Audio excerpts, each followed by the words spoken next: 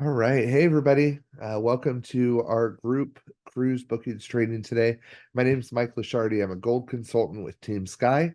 And I have done a few group cruises and done a lot of studying about them.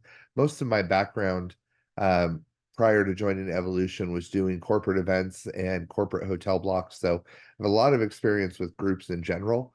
And today we're going to really just look at how group cruises work, why and for what clients they would be beneficial, why somebody would want to book a group cruise, and we're going to look at some of the most of the like major suppliers as far as I am not getting into really the ultra luxury line today, but just most of the baseline suppliers and what their different group policies are. Okay, so I will do my best to monitor the chat. You can feel free to unmute as well and ask questions. We will also have some Q&A time at the end. Okay, so let me share my screen and we will get rolling here. Okay, so what is a group cruise? So in general, a group cruise is 8 or more staterooms. There are a couple exceptions to that, but in general, 8 or more staterooms traveling together on the same ship, dates, and itinerary. Okay, basically the same cruise.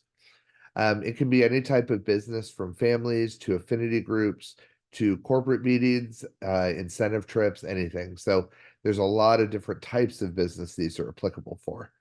And one note as we're getting into this is you want to start planning early on these groups, okay? I generally tend to watch when the cruise lines are releasing different different cruises in different regions. Usually they'll be a couple years out. And if I'm doing these for myself, I try to book them as soon as possible because they do sell out very early. Okay. Typically, the bigger lines will only allow 2 or 3 groups on at a time, depending on how big they are. So you want to get first come, first serve there. All right. Some of the benefits of a group cruise are that you have guaranteed inventory. So they actually, much like doing group business with a hotel, they will hold the inventory for you until the cutoff date, and you're guaranteed to have that space, whatever you reserved. Okay, you can get discounted fare with most of the lines, but even more than that, a lot of them with cruises specifically, you'll see that you don't necessarily get a discount, but the rate is guaranteed.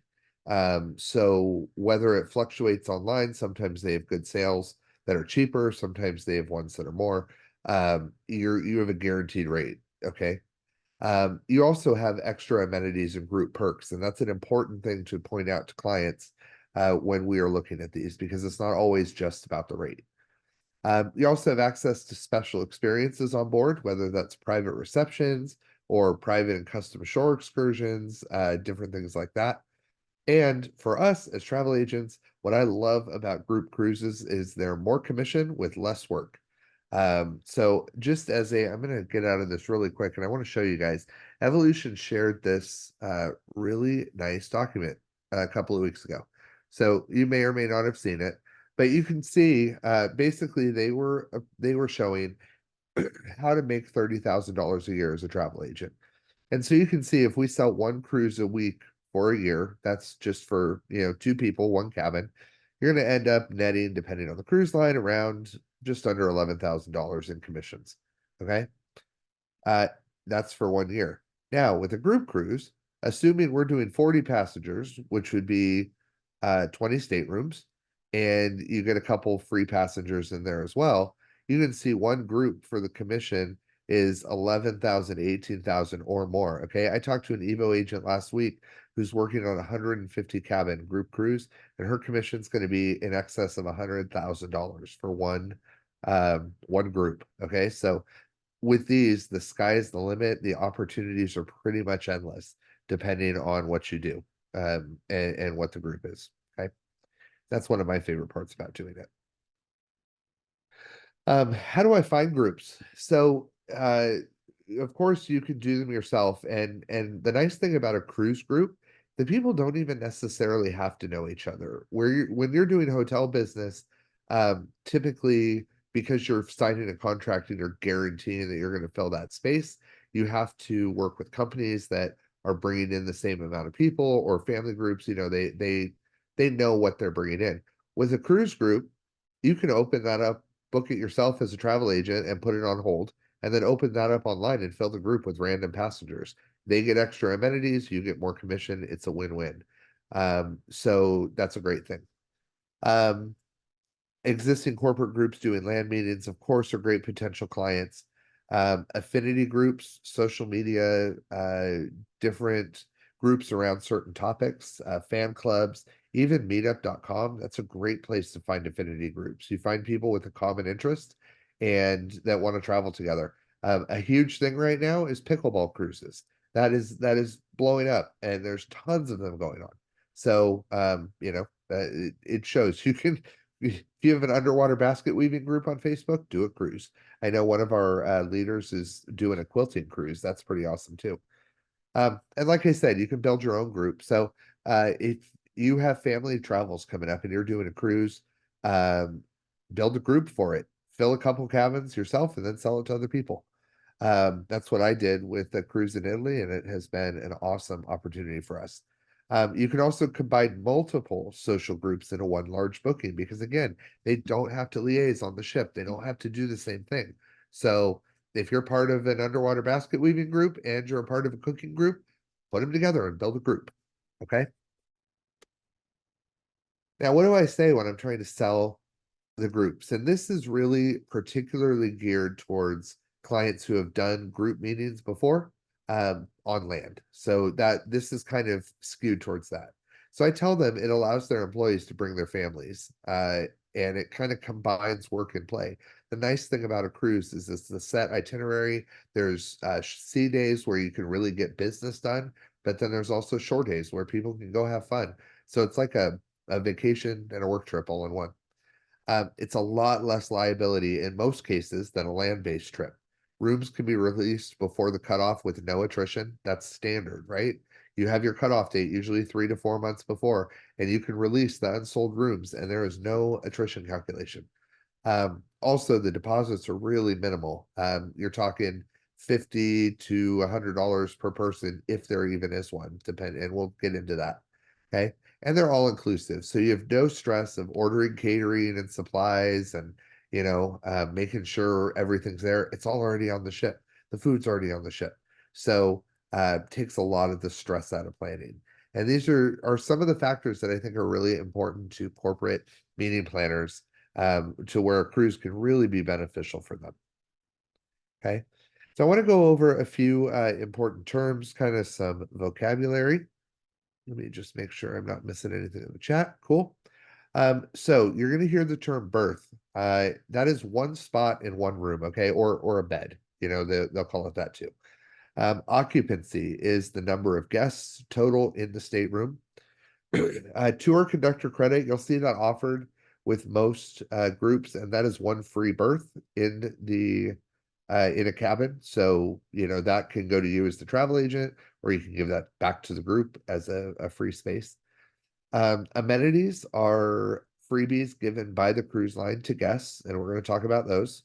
And then you're going to see gap with a lot of the cruise lines, and that basically means group amenity points. Now, what they do is, and you'll see this as we get into the specifics, they give you X amount of points to use for amenities, and that's how you choose which amenities you can offer. And it gives the client some choice on what they want to give their attendees. Okay. All right. So I want to start with Princess.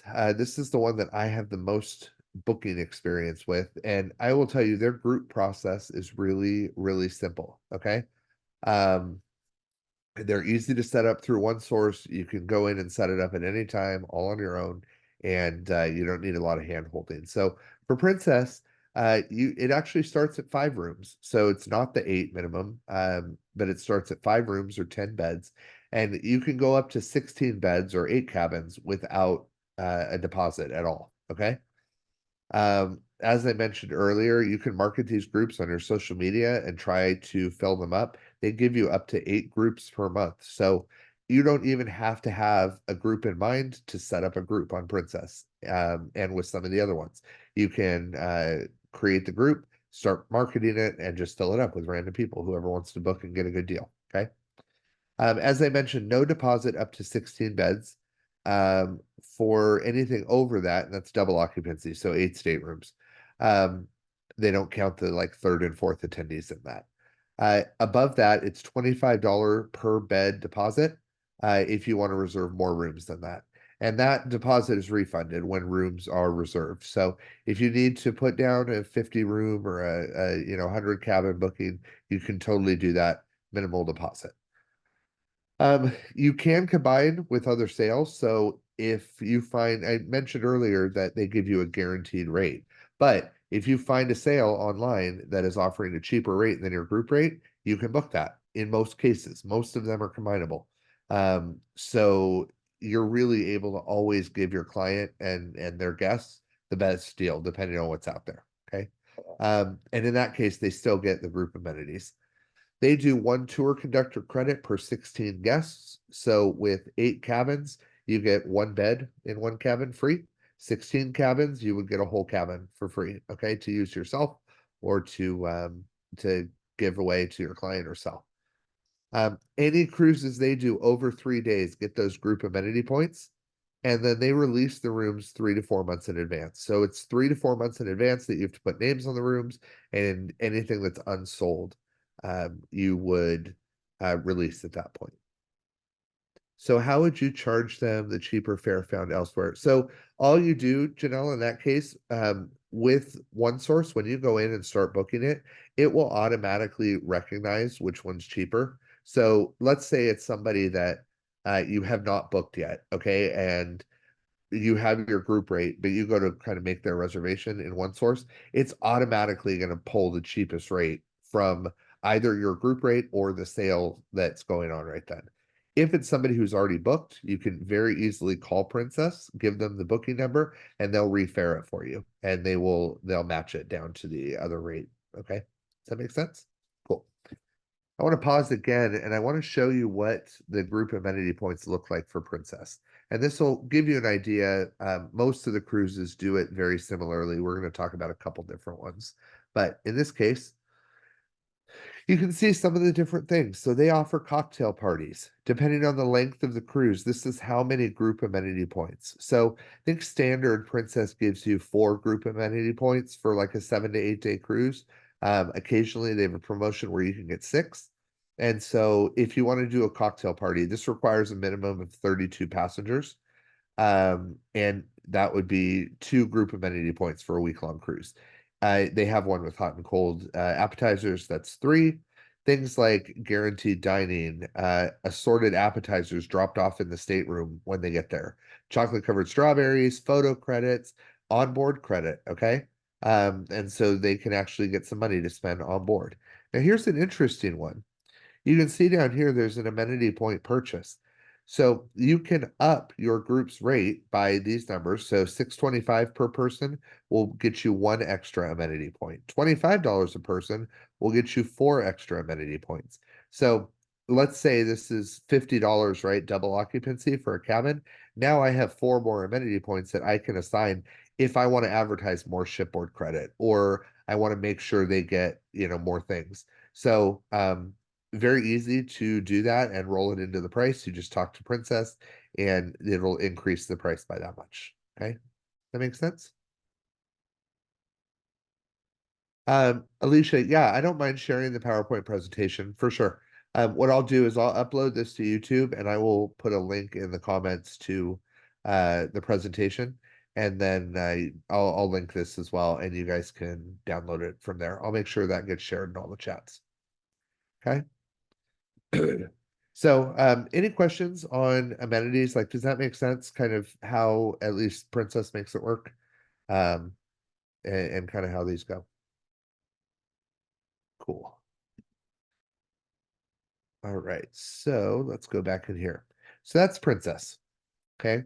Now we're going to look at Carnival. So with Carnival, they start at 8 rooms, so 16 plus beds. Okay.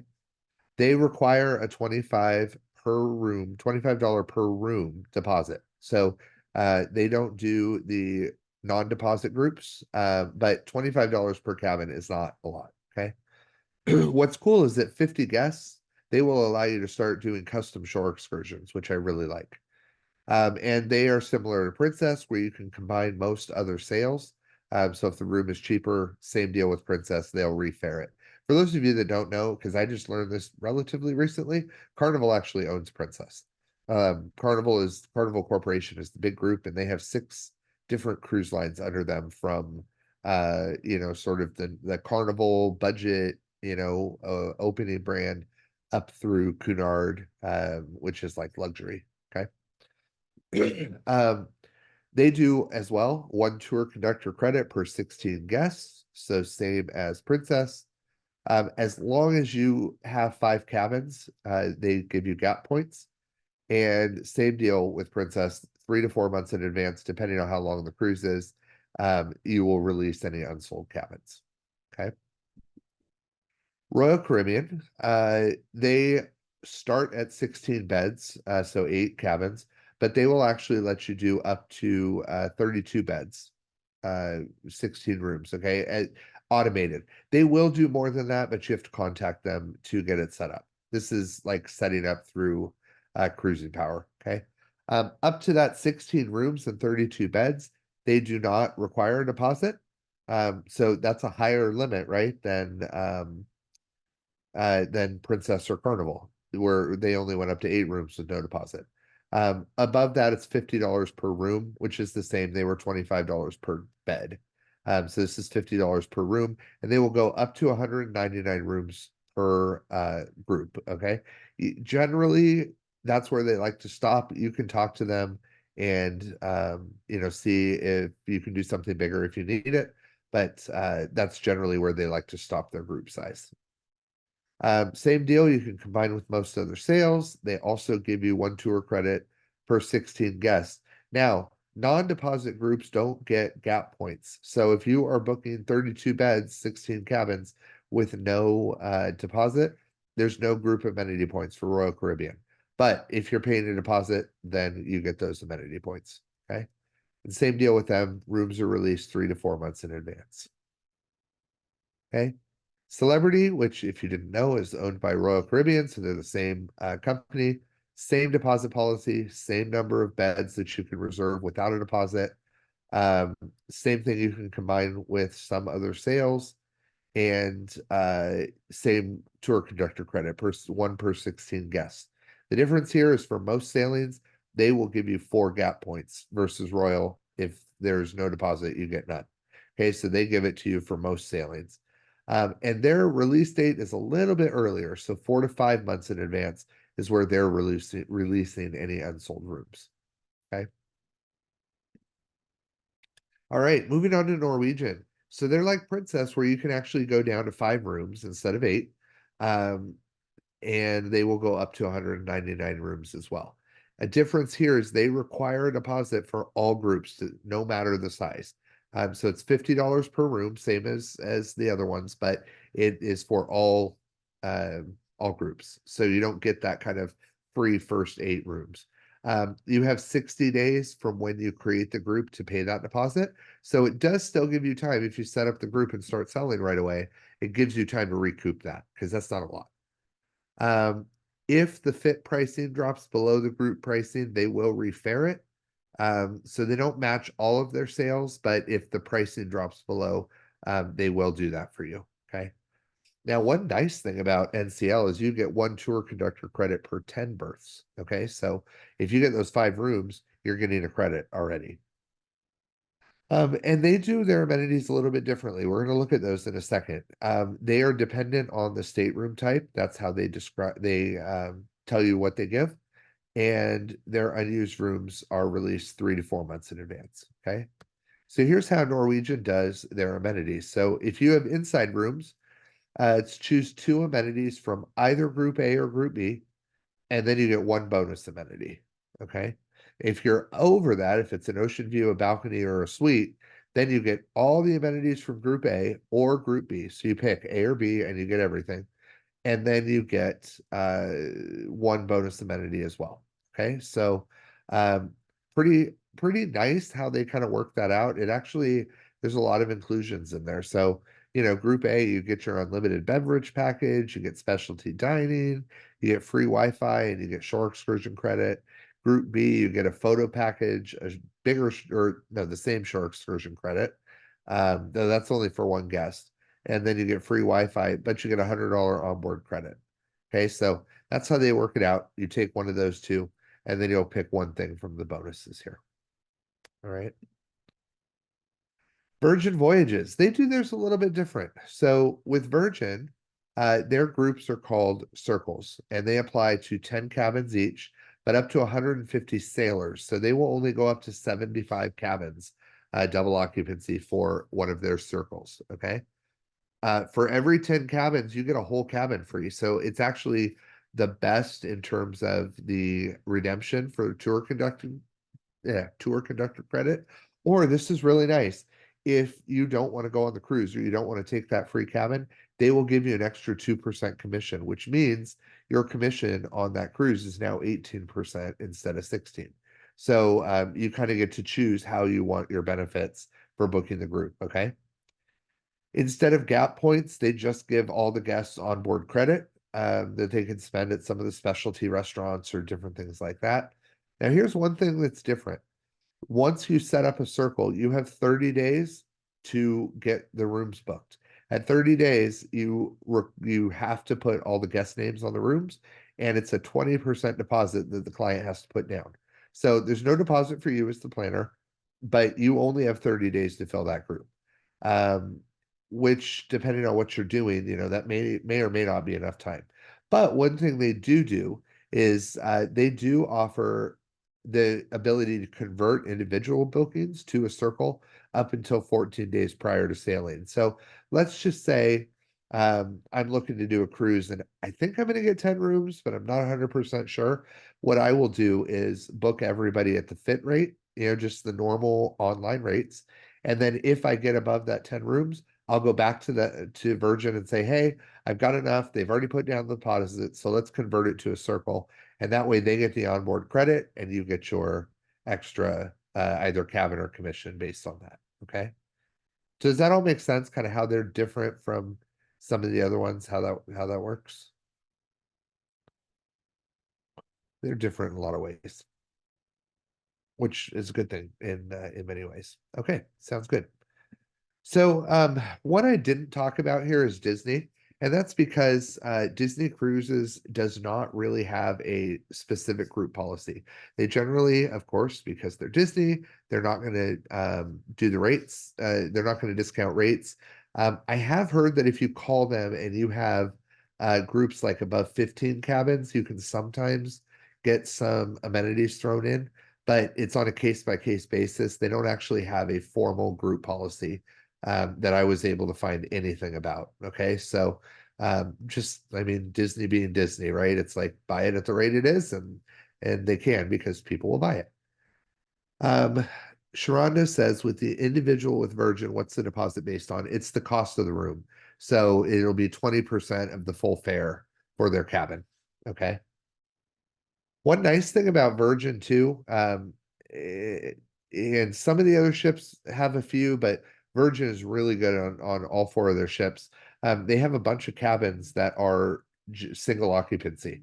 And I mean, it's not a bunch. It's not like, a third of the inventory, but they have dedicated single cabins with one bed. So they charge a different rate for that, as opposed to like if you go to most of the other lines, you're going to pay double occupancy, even if it's for one person.